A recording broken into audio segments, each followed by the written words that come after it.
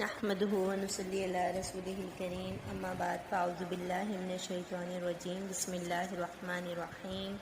رب اشرح لي صدري ويسر لي امري واحلل عقدة من لساني يفقهوا قولي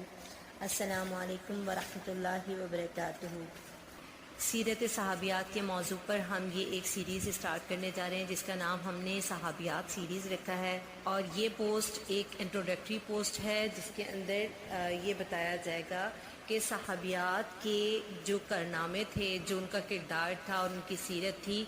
وہ اور آج کی عورت کس طریقے سے صحابیات کے کردار سے عملی نمونے لے سکتی ہے یا ان کو رول ماڈل بنا سکتی ہے، کس کس پہلو پہ آج کی عورت ان کو فالو کر سکتی ہے، کیونکہ اس وقت صحابہ کرام کے بارے میں تو اکثریت جانتی ہے مگر صحابیات کے بارے میں بہت کم لوگ جانتے ہیں، جیسے کہ نبی کریم صلی اللہ علیہ وسلم کی ازواج مطہرات اور آپ صلی اللہ علیہ وسلم کی بیٹیاں تھیں، ان کو تو اکثر لوگ جانتے ہیں، لیکن وہ صحابیات کے جو ان کے علاوہ تھیں ان کو بہت کم لوگ جانتے ہیں۔ ان کا جاننا اس لیے بھی ضروری ہے کیونکہ آج کی عورت ان کی زندگی سے اپنی زندگی کے لیے رول ماڈل کے لیے پوائنٹس نکال سکتی ہے۔ مختلف صحابیات کے سیاسی، مذہبی، عملی اور علمی کارناموں اور ان کے جو زندگی کے کارنامے تھے، ان کی سیرت تھی، وہ کس طرح زندگی گزارا کرتی تھیں، جیسے ان کے گھریلو معاملات تھے، جہاں کہیں بھی ہمیں وہ حدیث سے ہمیں اس کی رہنمائی ملتی ہے تو ہم اس کو بیان کریں گے، جیسا کہ صحابیات کے مذہبی کارنامے تھے، ان کے سیاسی کارنامے تھے، ان کے عملی اور علمی کارنامے تھے۔ اس دور میں عورتوں کو یہ جاننا بہت ضروری ہے کہ صحابیات کی زندگی کس طرح تھی اور آج کی زندگی کو ہم صحابیات کی زندگی سے کس طریقے سے میچ کر سکتے ہیں، یا ہم ان کی زندگی سے ایسی رہنمائی لے سکتے ہیں کہ ہم اللہ تبارک و تعالیٰ کی خوشنودی بھی حاصل کر سکیں اور ان صحابیات کو فالو کر کے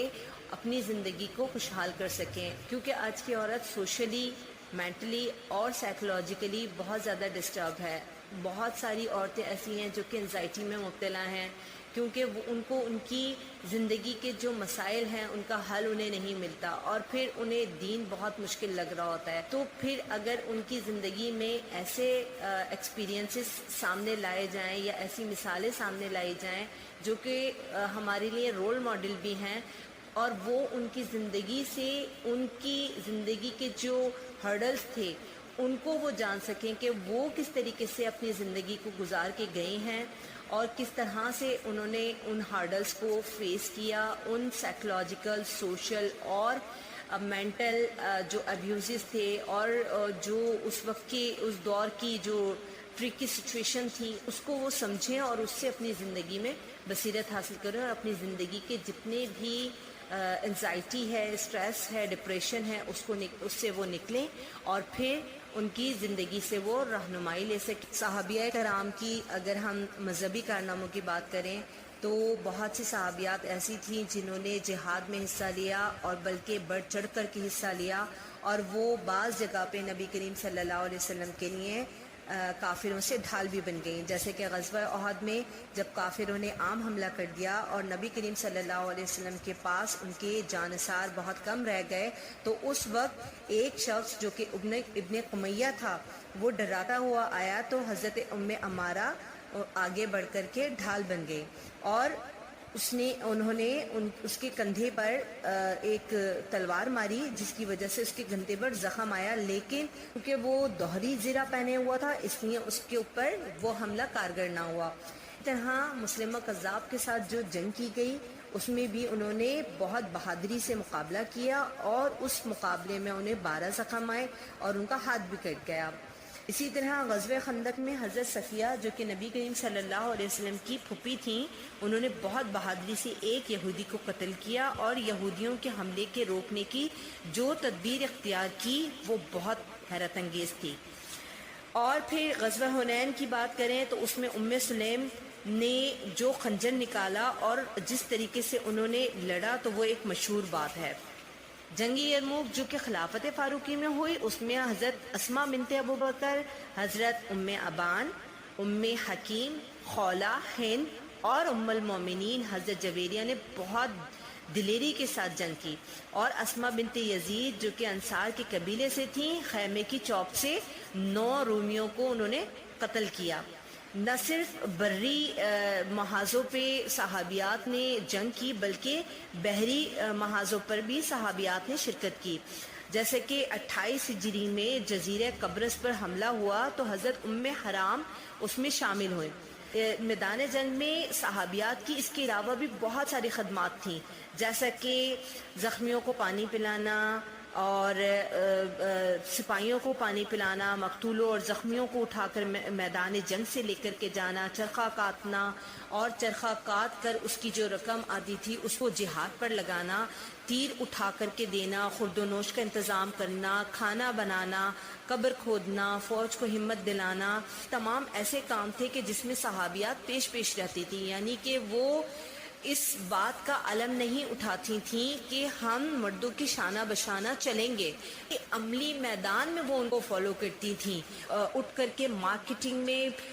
بہت اعلیٰ رتبہ حاصل کر لیں، یا مردوں کے ساتھ جو 10 مرد کھڑے ہوئے ہیں ان کے ساتھ بہت بے باکانہ انداز میں یا کانفیڈنٹ انداز میں بات کریں، یا بے حجاب ہو جائیں، یا اپنے دوپٹے کو اتار کر کے پھینک دیں اور پینٹ شرٹ پہن کر کے نامحرموں کے ساتھ ہم ڈیلنگ کریں۔ یہ ان کے کام نہیں تھے بلکہ ان کے کام عملی تھے۔ یہ تمام کام تو وہ ہیں جو آج کی عورت اپنا رہی ہے، وہ بینر اٹھا کر کے اپنے حقوق کے لیے لڑ رہی ہیں، مگر وہ یہ نہیں دیکھ رہی کہ اسلام نے ان کو کتنے زبردست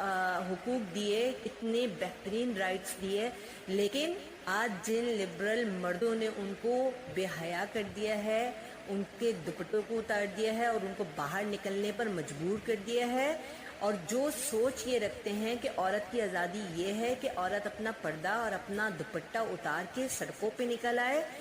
اور اس وقت وہ عورت کہلائے گی اور اس وقت وہ آزاد کہلائے گی، تو یہ جو کانسیپٹ ہے، جو آج کے زمانے کا کانسیپٹ ہے، یہ انتہائی گھٹیا کانسیپٹ ہے۔ یہ وہی کانسیپٹ ہے کہ جو اسلام سے قبل وہ معاشرے یا وہ کلچر جو کہ خود تاریکی میں ڈوبے ہوئے تھے، انہوں نے جو عورت کو مقام دیا تھا، عورت دوبارہ اپنے آپ کو اسی مقام کی طرف لے جانے کی کوشش کر رہی ہے۔ صحابیات کی وہ عملی مثالیں جو انہوں نے مذہب کو پروموٹ کرنے کے لیے انجام دیں اور اسلام کے لیے انہوں نے جو کام کیے، وہ صرف اور صرف میدان جنگ تک محیط نہیں تھے، بلکہ انہوں نے اشاعت اسلام میں بھی بڑا کارنامہ انجام دیا، جیسا کہ حضرت فاطمہ بنت خطاب کی دعوت پر حضرت عمر نے اسلام قبول کیا، ام سلیم کی ترغیب پر ابو طلحہ نے اسلام قبول کیا، اور ام حکیم کی دعوت پر اکرمہ جو کہ ان کے شوہر تھے انہوں نے اسلام قبول کیا۔ اسی طرح ام شریک دوسیہ کی وجہ سے قریش کی عورتوں میں اسلام خوب پھیلا اور انہوں نے نہایت مخفی طور پر اس خدمت کو انجام دیا۔ کی امامت بھی ایک اہم کام تھا اور متعدد صحابیات نے یہ کام سر انجام دیا، اور اس میں جو سر فہرست نام تھے اس میں حضرت عائشہ، حضرت ام سلمہ، ام ورقہ بنت عبداللہ، سعادہ بنت قمامہ، یہ تمام خواتین یا صحابیات ایسی تھیں کہ جنہوں نے عورتوں کی امامت کروائی، اور ام ورقہ کو یہ امتیاز بھی حاصل تھا کہ انہوں نے اپنے جو ان کا گھر تھا اس کو انہوں نے سجدہ گاہ بنا لیا تھا، اور جہاں وہ ہمیشہ امامت بھی کرواتی تھیں اور اذان بھی دیتی تھیں،